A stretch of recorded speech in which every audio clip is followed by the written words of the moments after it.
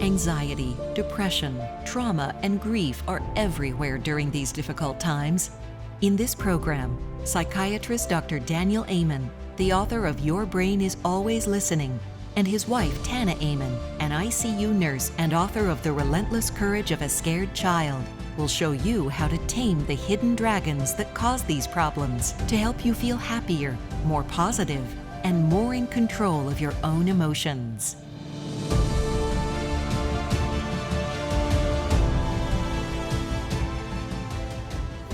Welcome to our home.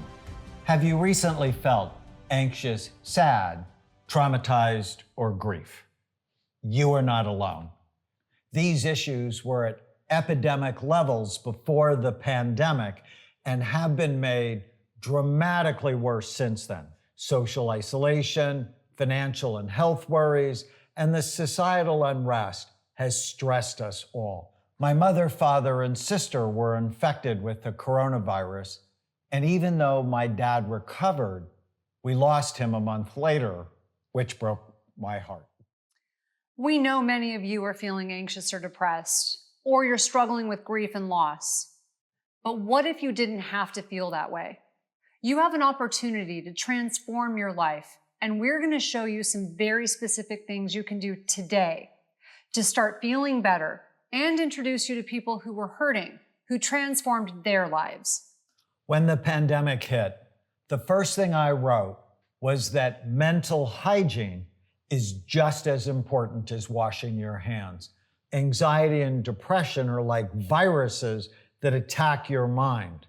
We need to disinfect our thoughts and not let our emotional issues from the past run wild in our minds.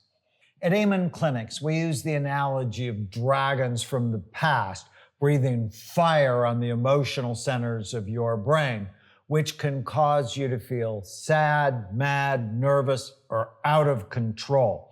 It's a concept we learned from our friend, Dr. Sharon May, that has been so helpful for our patients. In my new book, Your Brain is Always Listening, I write about these dragons and show you how to tame them to prevent the intrapsychic battles that are often like a modern-day Game of Thrones in your head. In this program, you'll learn about the anxious dragons that drive anxiety, stress, panic, and fear, and how to tame them, including the 3 most effective supplements to feel calmer and more at peace. You'll also learn about the ancestral dragons, where the issues you have are in fact not your own, but rather inherited from your parents or other relatives. My grandmother grew up during World War I, when there was a famine in what is now Lebanon. No wonder I have security issues. My genes have programmed me to prepare for disaster for at least 3 generations. When the pandemic hit, I already had a storage room full of food. And yes, even toilet paper. You'll also learn about the hopeless and helpless dragons that drive depression and the most important strategies to tame them, especially something we call positivity bias training. And you'll meet the wounded dragons born out of trauma that cause you to always be on the lookout for bad things to happen. This is one of my primary dragons. One of my earliest memories was watching my mother and grandmother fall to the floor screaming when they found out my Uncle Ray had been murdered in a drug deal gone wrong. Plus, I was assaulted when I was 15 and diagnosed with cancer at 23. We'll talk about the strategies I use to tame my wounded dragons, including a very special technique that calms the limbic or emotional centers of the brain. You'll also learn about taming the grief and loss dragons that stem from losing someone important to you, such as my father, or losing a job, getting sick, or losing your sense of certainty, which is so common these days. And finally, we'll talk about the fear of death dragons that are always with us. Taming these dragons will help you live a more present, happy life. In the program materials, we also have information on the abandoned, invisible, and insignificant dragons. This is one of Daniel's dragons. He's the 2nd son and 3rd of 7 children and didn't feel special at all growing up, which drives him to make a difference for others. Sometimes our dragons can motivate us to do good things. The inferior and flawed dragons, where you're always comparing yourself to others, these dragons are driving the epidemic of teenage suicide because of social media. The should and shaming dragons, where you try to motivate behavior with guilt, which is generally ineffective. The responsible dragons, where you feel like you must take care of others, which is common among nurses and doctors. The special, spoiled, and entitled dragons, where you feel the world owes you something. The angry dragons that are still upset over past hurts. And the judgmental dragons that are always telling other people what they should think or do. This is one of Tana's dragons, which is why I bought her a gavel as a stocking stuffer last Christmas. Someone has to be in charge. Might as well be me. Knowing your dragons is the first opportunity you have to decrease suffering and to get the life you deserve. In the program materials, you'll find a questionnaire to help you identify your specific dragons, so you can begin your own transformational journey. For each dragon, we'll give you their origin stories, or where they come from, and what triggers them, how they cause you to react, and specific strategies to tame them. The anxious dragons are the most common of all dragons, as a third of the population will experience serious anxiety at some point in their lives. They are born whenever we are first afraid, overwhelmed, or thought the world was unpredictable or dangerous. A pandemic can certainly make these dragons roar to life, as can having an unpredictable upbringing or an alcoholic, angry, or erratic parent. In The Relentless Courage of a Scared Child, I write about the impact of growing up in a chaotic environment. When I was 9, I had full-blown panic attacks whenever my mother was away. But what I want to talk about here is when I started working in the ICU at the Level A Trauma Center at Loma Linda University Medical Center, taking care of some of the sickest patients in the hospital who often arrived with their limbs missing or gunshot wounds to the head. It was so stressful. I worried I might make a mistake and accidentally kill a patient. My anxious dragons started to overwhelm me. For the first 6 months, I threw up, I had nightmares, and was constantly on edge. It took a lot of work to overcome the anxiety, but it was worth it. Over time, I was able to develop self-confidence, and I fell in love with my work. The anxious dragons are triggered whenever we are reminded of situations from the past that originally caused our anxiety, such as someone getting angry, a disapproving look, a smell, or even a song. I love Cat Stevens. When I was a teenager in the late 60s and early 70s, his music made me happy, but I can't play it whenever Tana's nearby because it reminds her of a dangerous time when she was young. I don't hear the words. I hear the memories of a difficult time in my life, which makes me feel bad. Talk about difficult and dangerous times. When the societal unrest, riots, and looting exploded, it really triggered me because it felt unsafe like my childhood. My home had been broken into on many occasions, and I remember a time when my mother chased an intruder with a shotgun. The anxious dragons drive panic attacks, fears, phobias, and predicting the worst. These dragons make some people avoid conflict and become very sensitive to rejection, or more like me, they become a fighter. They can also lead to self-destructive behaviors to escape the anxious feelings, such as drug or alcohol abuse or eating disorders, which I developed as a teenager. Our brain imaging work shows that anxiety is often associated with increased activity in the emotional centers of the brain. At Amen Clinics, we do a study called Brain SPECT Imaging that looks at blood flow and activity, looks at how the brain works. Over the last 30 years, we have performed more than 170,000 scans on patients from 150 countries. SPECT basically tells us 3 things about every area of the brain. Is it healthy, underactive, or overactive? The image on the left looks at the outside surface of the brain. A healthy scan shows full, even, symmetrical activity. In the image on the right, red and white show the most active areas, which in a healthy scan is typically in the back bottom part of the brain. In our anxious patients, they often have too much activity in the limbic or emotional centers of the brain. We want to share a short story with you now about a man who had a lot of dragons, but who took responsibility and did the hard work to tame them.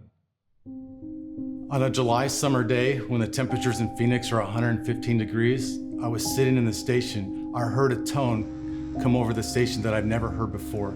It was a special drowning tone. And as our fire truck began to race to the call, and I grabbed my medical boxes and came into the scene, I saw a grandfather who had just pulled a 3-year-old boy out of a pool. And when my eyes locked on the boy, who was the same height, the same size as my 3-year-old daughter, I couldn't help but think, what if this was my daughter? 12 years later, after my first drowning, that same tone came across the station package again, and I came through the house. I saw a mother clutching 5 or 6 kids who were over at a swim party, wailing and crying uncontrollably. When I came into the backyard and I saw that child laying on the ground, I froze. I began to break down. The first responder called for help was the guy who was needing help. To heal from the pain that I was feeling from multiple traumatic calls, I took a leave of absence. And in that leave of absence, I came to the Amen Clinic and had a brain scan done. Fast forward a few years, I now live with peace, I now live with joy, I now live with contentment. Am I perfect? By no means. I still have moments of hard times. Through all of this, I have realized that it is okay to not be okay, that there is hope and healing on the other side of struggle. What if you could learn to take more control of the anxious dragons and reset your limbic system? How would your life be different if you didn't struggle with anxiety? Would you sleep better, stop drinking as much, or relate better to others? In the program materials, we give you 10 different ways to calm anxiety without having to drug the anxious dragons into submission. For now, let us give you 4 simple ways that work best for many of our patients. First, I often breathe in relaxing scents. The area of the brain that senses smell is overactive in anxiety, and calming it down with lavender, jasmine, or chamomile can quickly settle you down. You might ask if this really works, but there are several scientific studies showing it helps to calm anxiety and boost your mood. Develop a playlist of relaxing music. Multiple scientific studies have shown the right music can lower anxiety, but you have to pick the right pieces of music. Not Cat Stevens. It can help you feel happier and more relaxed, which is why we've created 4 music albums made with special rhythms to relax and balance the brain. What music makes you feel better? Plus, there are natural supplements that can also help, such as magnesium, theanine from green tea, and GABA. These supplements are safe and effective. Meditation and hypnosis are often incredibly helpful to reset your nervous system and can be done in only a few minutes each day. They're some of the most important things I do for myself. When I did my first black belt test in karate, I was so nervous thinking I'd fail. Daniel made me a hypnosis audio to help me see myself succeeding, which I did. There are many safe, non-medicine ways to lower anxiety. Scents, music, meditation, and hypnosis, and supplements. All of these have scientific evidence they can help, and they will never hurt you. In treating patients, we always think, first do no harm, and use the least toxic, most effective treatments first. Now let's talk about the ancestral dragons.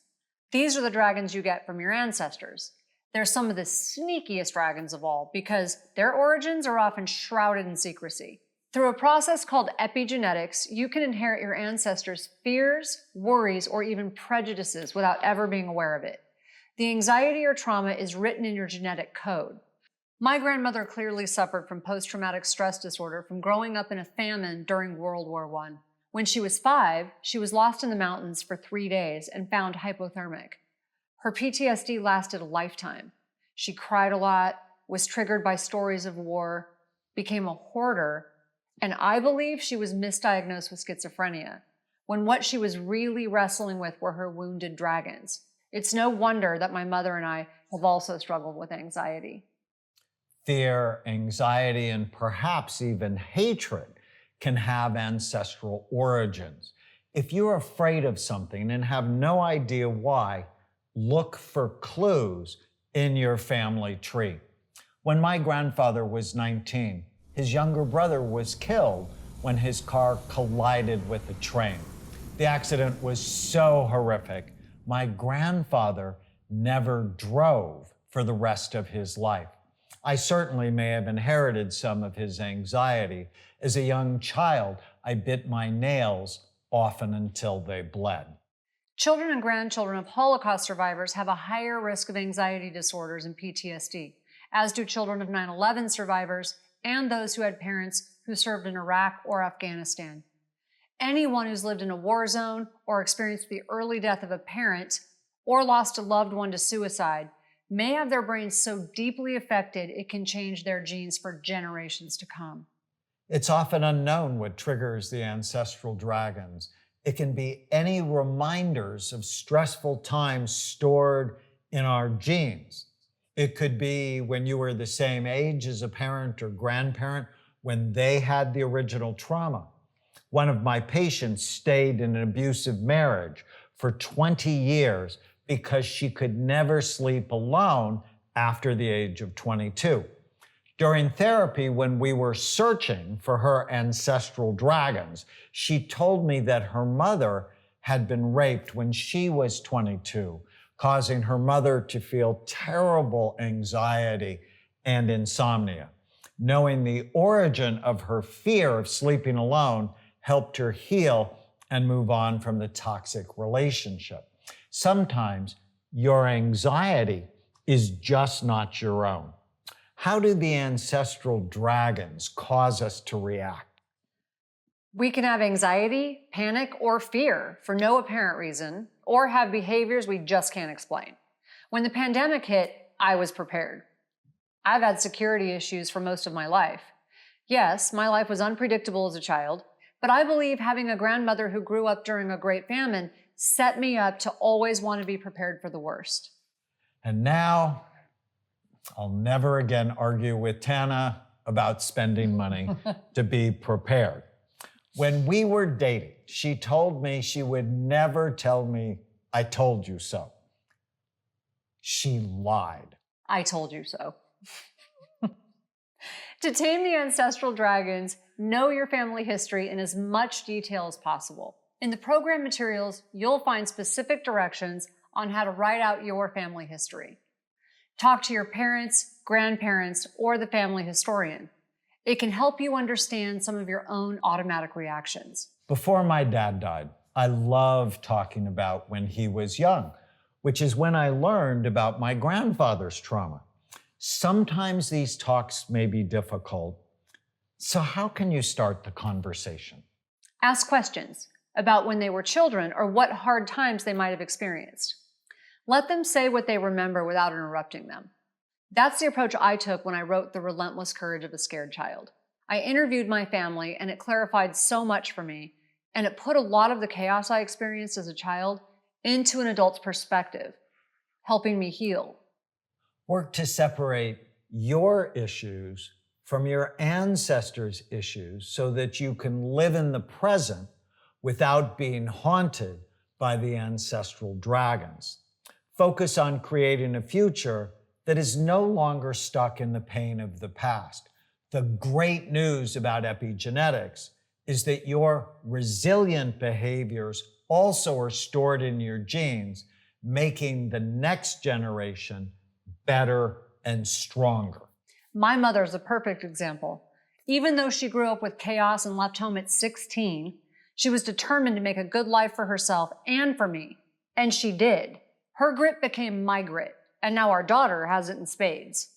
When I decided to stop feeling like a victim and start taking responsibility for my life and put the work into taming my dragons, it led to my own transformation from being a perpetually scared child to leading a brain warrior movement. When I was a child, I couldn't even begin to imagine the life I have today.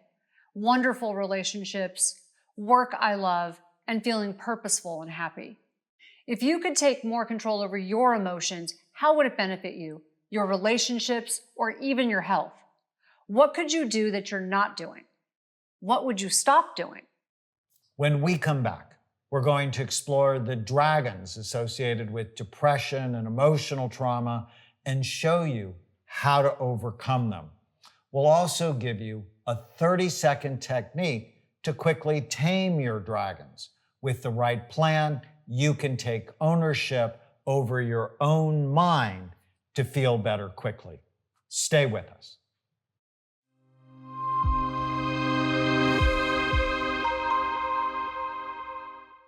Welcome back. In the last session, we talked about the opportunity you have right now to take ownership over your dragons and emotional well-being. In this part of the program, you'll learn about why positivity bias training is one of the most important strategies you can engage in on a daily basis, and how something called bilateral hemisphere stimulation can quickly soothe your mind. We're going to talk about how to tame the hopeless and helpless dragons that breed depression and the wounded dragons that stem from emotional trauma. Our goal is to help you be happy in the present without being haunted by the dragons from the past. The hopeless and helpless dragons are often born when stresses stack too high. I bet you can relate. When I got thyroid cancer, I felt like I'd been hit by a truck. The cancer returned 3 times. I had medical bills I couldn't pay. I lost my job and had to drop out of school. And my anxious and wounded dragons were breathing so much fire on me, I became terribly depressed. I wanted to die. I was prescribed an antidepressant, which made me so much worse. I was really in bad shape. The medicine just wasn't right for my brain. Neither Daniel nor I are opposed to medication. It just has to be the right one for you.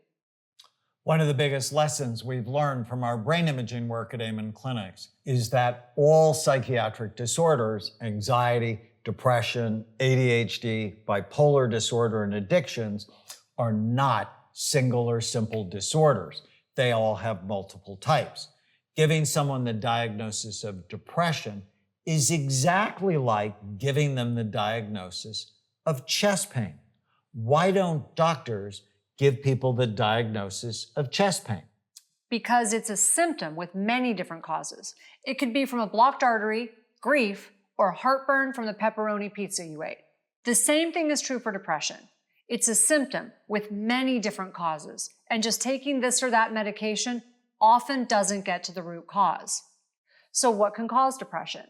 So many things, from chronic stress, relationship problems, head injuries, drug abuse, low thyroid, as well as grief. You can have too much activity in your brain causing depression or too little activity. Which is exactly what happened in my case. When I was 25, I was in a terrible car accident going 75 miles per hour. And even though I walked away from it, you can see the imprint it left on my brain. Tana had low activity in her prefrontal cortex, the brain's supervisor, and her left temporal lobe, which can cause mood instability, irritability, and dark thoughts. Tana was prescribed the type of antidepressant which raises serotonin. They tend to calm the brain. But if you already start with low activity, calming it further can actually make a person worse, more impulsive, and they can end up doing things that are risky or out of character for them. Treatment needs to be targeted to your brain rather than a cluster of symptoms. When I was on the medicine, I was clearly not myself. It was like my brain had no brakes, and the resulting behavior could have ruined my life. In the program materials, we help you know about your specific brain and what to do for it. The hopeless and helpless dragons also originate from chronic frustration. It's a concept called learned helplessness. This is where you try to feel better, but it doesn't work. Then you try again, and it doesn't work. And you keep trying until you feel helpless and finally lose hope. It can also come from a family history of depression, from a pessimistic mindset, which can affect all aspects of your life, or from a loss of control. For many people, enduring months of isolation from COVID-19 robbed them of their sense of control, giving rise to a new generation of hopeless and helpless dragons. From March to July of 2020, the incidence of depression doubled and nearly tripled in young people. What triggers the hopeless and helpless dragons? Anything that reminds us of when we felt overwhelmed or powerless. And we can react with sadness, negativity, and feeling hopeless, helpless, or worthless. We begin to feel terrible about ourselves and even wonder if life is worth living. How do you know if you or someone you love is depressed? Take the following quiz I give to my patients. How many of these 9 symptoms have you or a loved one had over the past 2 weeks? 1, little interest or pleasure in doing things you usually like. 2, feeling down, depressed, or hopeless. 3, trouble falling asleep or staying asleep. 4, feeling tired or having little to no energy. 5, having a poor appetite or significantly overeating. 6, feeling bad about yourself or thinking that you're a failure. 7, trouble concentrating on simple things. 8, moving or speaking slower than normal, or the opposite, being more fidgety or restless. 9, thoughts that you'd be better off dead or hurting yourself. Did you answer yes to more than 3 of these questions? If so, you may be depressed. Also, keep an eye out for loved ones who may be depressed. They often don't talk about it because of the shame. Many people reach for medicine as their first option to treat depression. But we believe the first thing to do is get your brain right. Your brain controls everything you think, do, and feel. If you're depressed, it likely means your brain is struggling. Talk to your doctor and get your important health numbers checked. Low thyroid can cause depression, as can having a past concussion. Tana had both of these when she was depressed. In the program materials, you'll learn the specific lab tests we recommend. Then, make sure to nourish your brain. If you want to tame the hopeless and helpless dragons, eliminate processed foods that increase inflammation and depression, and add more colorful fruits and vegetables such as blueberries, red bell peppers, broccoli, and pomegranate seeds. Research shows there's a linear correlation between the number of fruits and vegetables you eat and your level of happiness, up to 8 servings a day. If you're taking medicine, don't stop it without talking to your doctor. There are also many natural treatments that fight depression, including exercise, supplements like fish oil, saffron and curcumins, bright light therapy, saunas, the scent of lavender, and learning how to kill the ants or the automatic negative thoughts that infest your brain and feed all the dragons.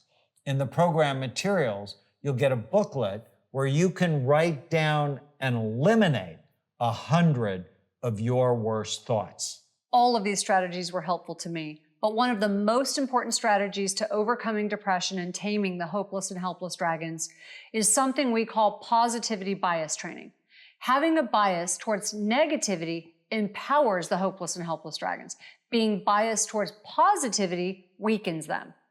To start positivity bias training, begin every morning by saying, "Today is going to be a great day." That way, your unconscious mind is looking for why the day will be good.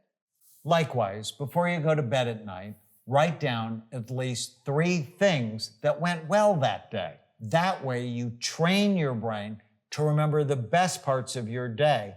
Plus, it sets your dreams up to be more positive, which will help you feel better tomorrow. I do this every night, And I even did it the night my father died. It was such a sad day. But when I went to bed, because it is my habit, I thought about all the wonderful parts of the day. Being there for my mother, getting hundreds of texts from supportive friends, and how soft my father's hands were before they took him away. It didn't take away my grief, but it helped me get through it. I love doing this exercise because I often remember wonderful parts of my day that I often overlooked. Nothing erases unpleasant thoughts more than consciously focusing on pleasant ones. When you're intentional about where you bring your attention, you change how you feel. Focusing on gratitude boosts happiness, your health, how you look, and your relationships. Appreciation brings gratitude to a new level because it builds bridges between people. To tame the hopeless and helpless dragons, develop a daily practice of reaching out to one person and telling them how much you appreciate them. I appreciate you. Well, I appreciate you back. In the program materials, we have many more strategies to tame the hopeless and helpless dragons. The wounded dragons also feed anxiety and depression. These are my primary dragons. It starts whenever you experience emotional trauma. And as you've seen, my past was filled with chaos and trauma. I'm on a first-name basis with these dragons, and I'm just the typical average person. What emotional trauma have you experienced? What triggers these dragons? Anything that reminds you of a past trauma, including the sights, smells, sounds, and dates, such as anniversaries. The brain works through association, and anything that in any way resembles the trauma can trigger it. I too know trauma. The next story can be disturbing. It still disturbs me, so caution is advised. A lot of us have had parents who didn't always do smart or thoughtful things for us. When I was 5, we had a beautiful white goat named Sugar, who I adored. She was great at giving Sugar kisses. But Sugar also loved eating my father's roses.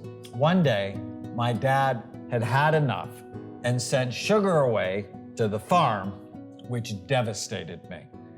At dinner a few nights later, my dad laughed when he told us he was feeding us Sugar shish kebabs. Horrified, I ran to my room crying. Decades later, when I gave a lecture at a large arena in Monterrey, Mexico, and saw goat meat for sale on the street, all of a sudden, I had a panic attack when I flashed back to that dinner. The wounded dragons unloaded a firestorm on me that day. I'm speechless. When the wounded dragons breathe fire, people relive the trauma, have nightmares, feel numb, or start to avoid situations that in any way remind them of the trauma. Like Monterrey, Mexico. They startle easily, feel their future is shortened, and are often expecting bad things to happen. Psychological trauma tends to activate the limbic or emotional centers of the brain, making you feel constantly on edge. When trauma was severe or prolonged, as it was in the months-long pandemic, your limbic brain can get stuck in overdrive, increasing the odds you will feel anxious, nervous, tense, sleepless, and have irritable bowel syndrome. Hope you're stocked up on toilet paper. But for some people, their emotional brain becomes overwhelmed and actually shuts down, leaving them feeling depressed, flat, tired, and confused. Take a moment to assess where you're at.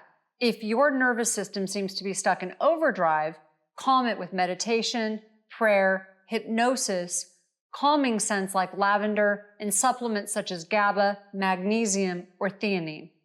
If you feel shut down, activate it with physical exercise, upbeat music, scents such as peppermint or eucalyptus, or stimulating supplements such as rhodiola, green tea, or L-tyrosine.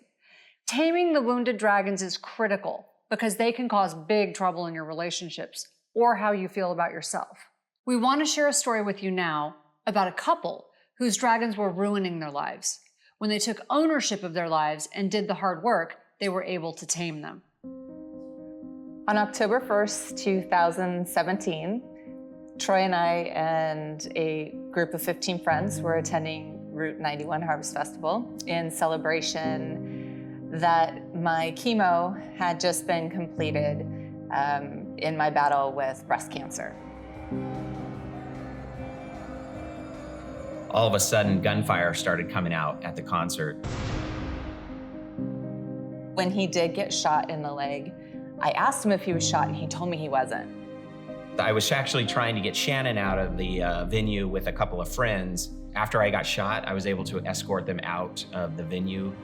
When we went to run, I tried to help people get up. And Troy had to tell me, we can only save the ones that can move. I can still see a lot of those people's faces and the fact that we had to leave people behind. So a couple months after this happened, I went back to work, and it was difficult for me to understand what PTSD really was. It just kept coming up that I couldn't save as many people as I wanted to save.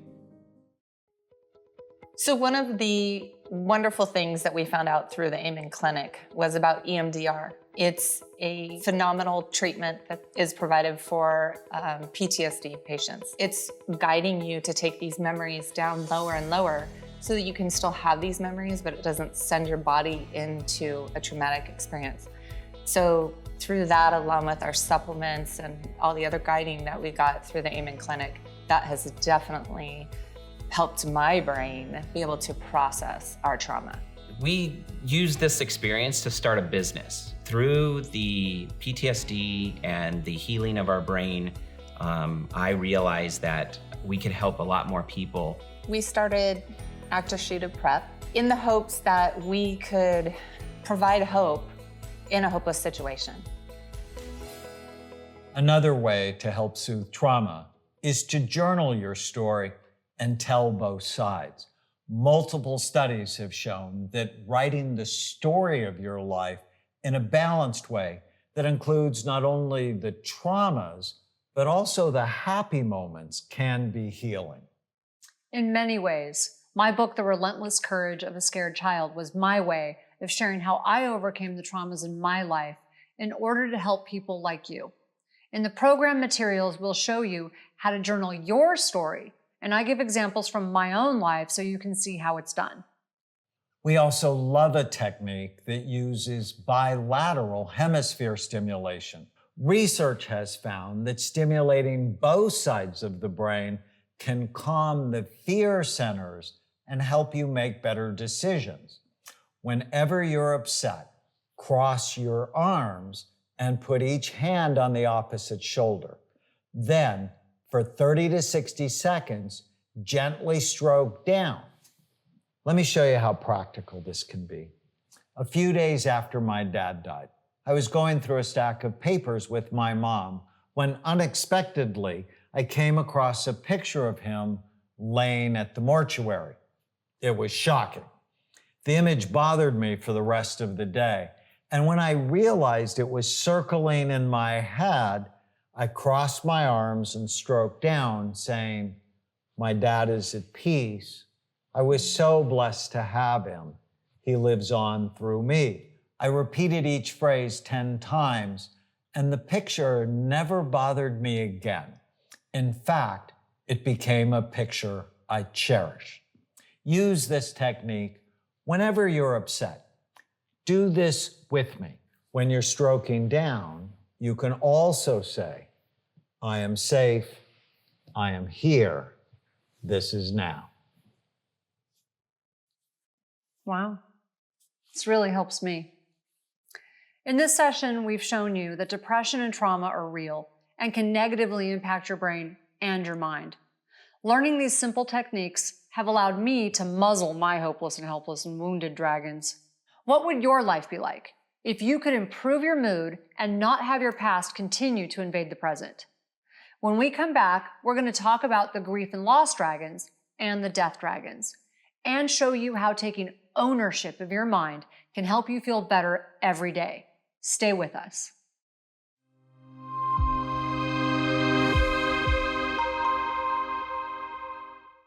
Welcome back.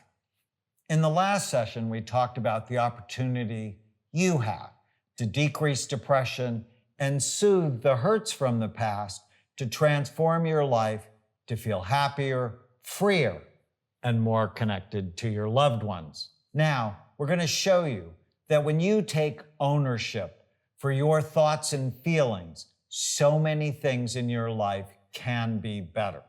And I'm going to tell you the one word that changed my life forever and how this one word can transform your life too. In this part of the program, we'll discuss the grief and loss dragons, so common today, and the death dragons that are always with us. You'll learn how sleep and brain health are often the critical missing pieces to managing your mind. We think of it like hardware and software.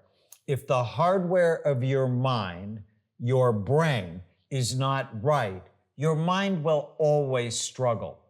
When you know this information, take responsibility and put in the effort to apply it. You can become more resilient and even thrive during difficult times. The grief and loss dragons are easy to find because they're everywhere. These dragons show up when we lose someone important, such as from death, divorce, or empty nest syndrome. I know a lot about this one. Something important, such as your health or job, or the attachment to an idea, such as your identity when you age or retire. Professional athletes and models can experience this in their 20s or 30s. When I lost my father, it was so painful. We had a complicated relationship, but the last 5 years of his life, he was one of my best friends. After he died, Tana would find me in my office at home, just playing his voicemails, crying. Good morning. Give your dad a call when you get a chance. I have tangerines, avocados, lemons, oranges, if you're interested. Give me a call. Tears are often very important in the grieving process. We had his funeral on Zoom, and I wrote a poem for him called Good Grief. He's everywhere in my brain, which explains how grief is triggered. It can be triggered by anything. A sight, sound, routine, anniversary that reminds you of what you lost. It can even be triggered by a day of the week. Every Sunday, we used to lift weights together, and even now, Sundays can trigger grief. People react to grief in many different ways. What reactions have you had? Shock, sadness, denial, anger, guilt, trouble breathing, chest pain, insomnia. Maybe you had memory loss. Did you know that stress shrinks the memory centers in the brain? In healing grief, we always say, fix sleep first. If you aren't sleeping right, odds are grief will be prolonged.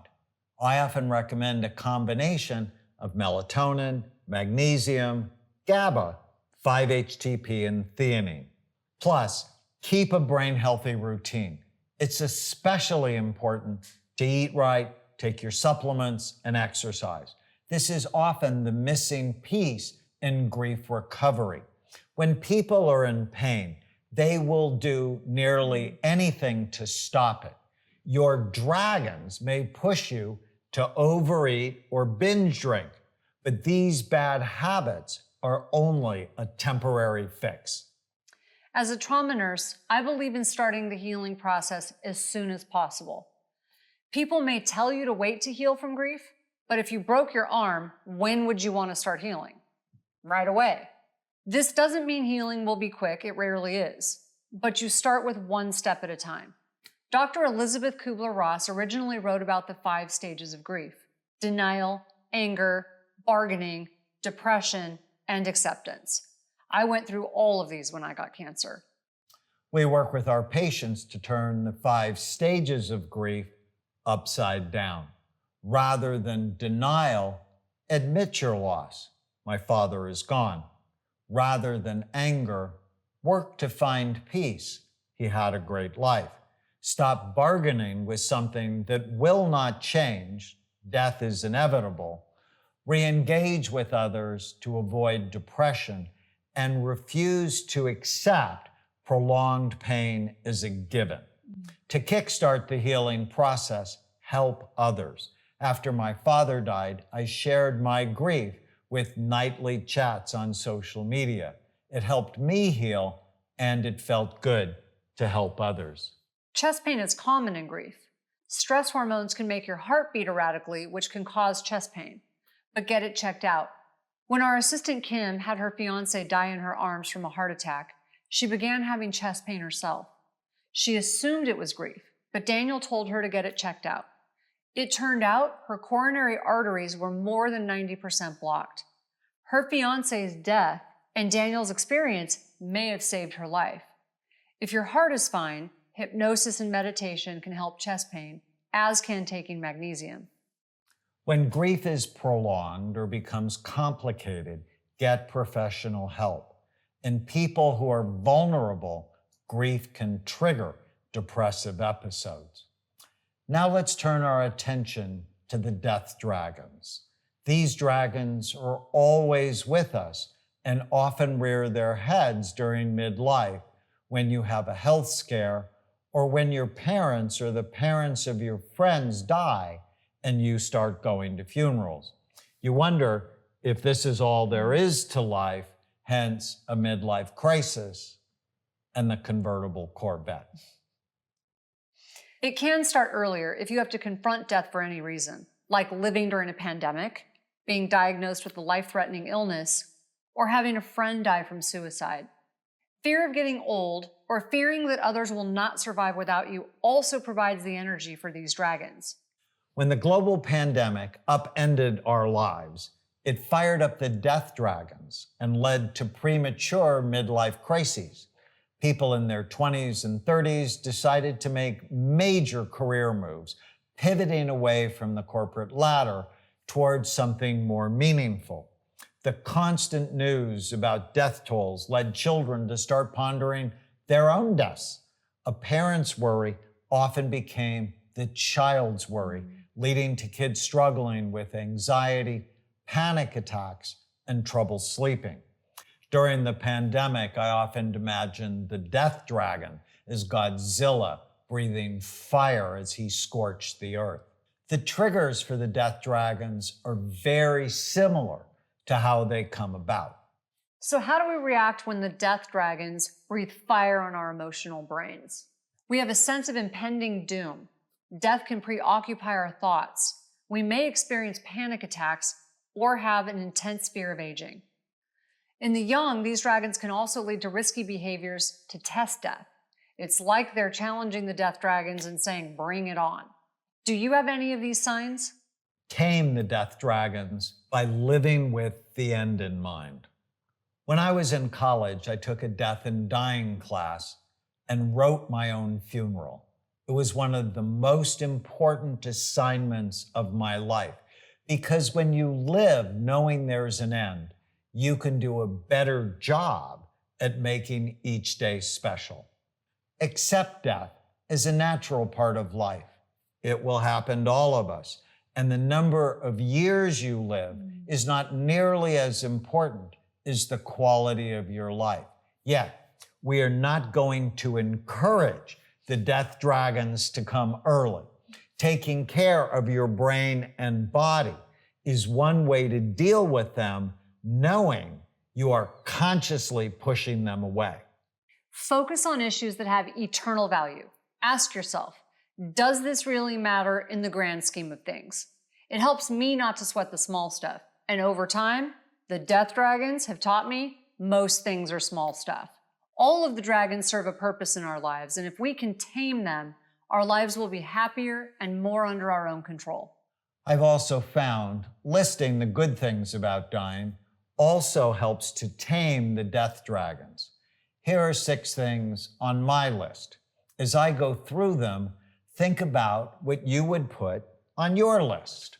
1, my faith leads me to believe in eternal life, and I may get to see my father and grandfather again.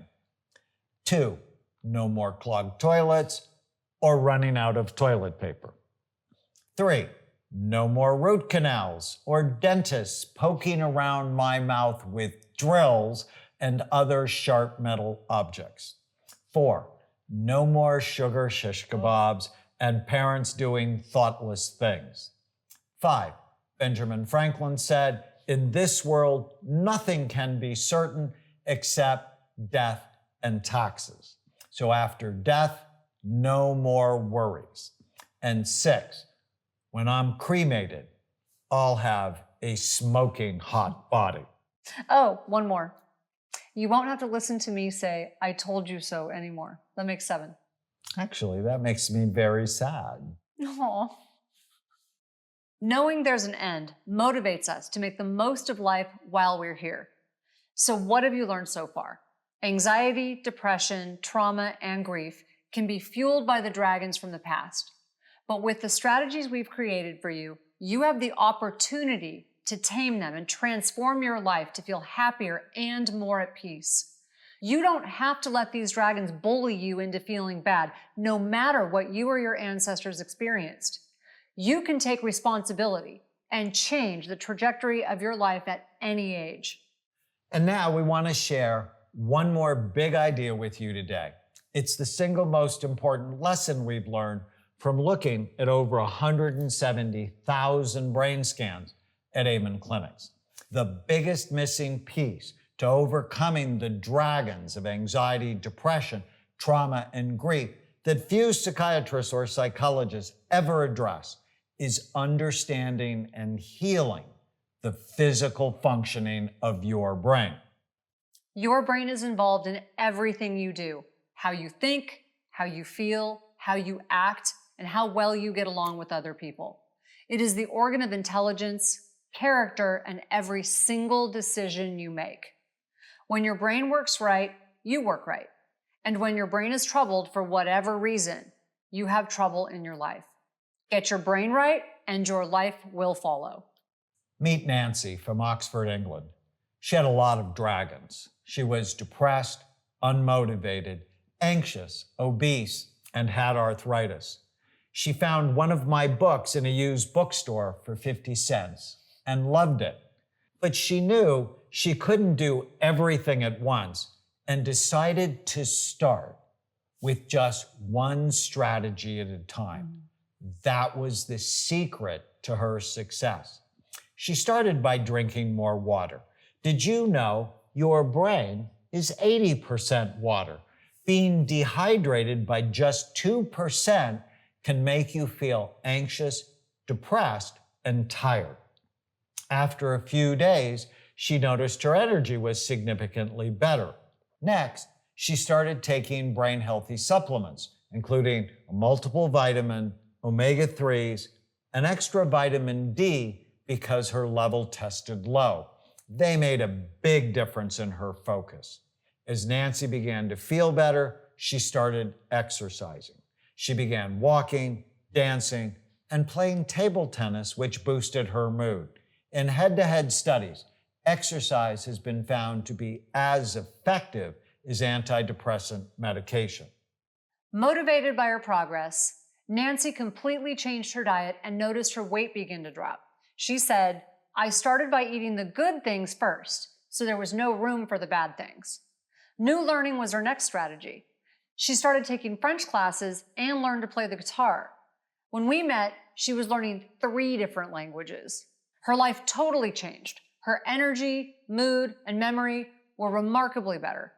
And she lost 70 pounds and was pain-free. Then she started teaching her family how to love and care for their brains. She said, the best thing I can do for my children is keep myself healthy as long as I can. I met Nancy when she came to one of our clinics to get a scan. It was her 83rd birthday present to herself. When I heard Nancy's story, I started to cry because she is the reason why we do what we do. Here is a group of typical 80 to 90-year-old brains.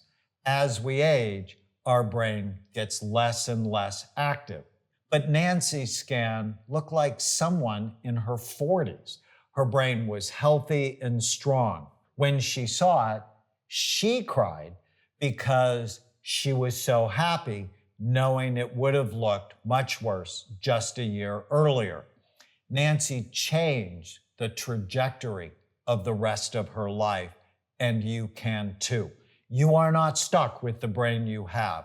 You can make it better no matter what age you start.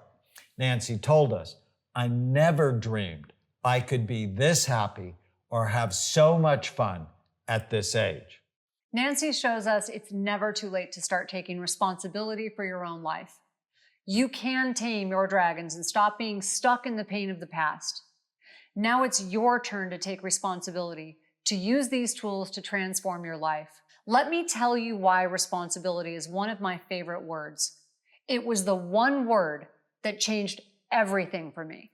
When I was in my 20s and recovering from cancer and depression, I went to a motivational seminar taught by my Uncle Bob. Remember in the beginning of the show when I talked about my Uncle Ray, who'd been murdered in a drug deal gone wrong? Bob, his brother, was a heroin addict at the time and terrified me as a child. He was supposed to do that drug deal. Racked with guilt after Ray's death, Bob tried to commit suicide with an intentional overdose of heroin, but fortunately he failed. After a lot of hard work, he later turned his life around. At the seminar, when Bob saw my self-pity, he asked me, "How much responsibility are you willing to take?" Stunned, I said, "I can't take responsibility for cancer." He replied, "I didn't ask you to take the blame." Responsibility is not blame. It's the ability to respond. Do you want 50% responsibility? Then you have a 50% chance to change the outcome. Or do you want 100% responsibility? Otherwise, someone or something other than you is in control. I answered, "I want 100% ability to respond." And it was a light switch moment. It caused me to immediately start taking responsibility for my behavior, and it changed my life forever. You have the same choice before you now. Do you want 50% responsibility for your life or 100%? How much power and control over the outcome do you want? In the program materials, we give you a scientifically proven 6-week program to tame your dragons and have a better brain, a brighter mind, and a happier life. No longer stuck in the pain from the past. When you take responsibility and start changing your brain today, it can change your future and the future of those you love. If your brain is not right, the dragons from the past will run wild, steal your happiness, and ruin your life. But you do not have to let that happen. You can tame your dragons to have the life you want, and we'll be with you every step of the way. May God bless you. I'm Dr. Daniel Amen. And I'm Tana Amen.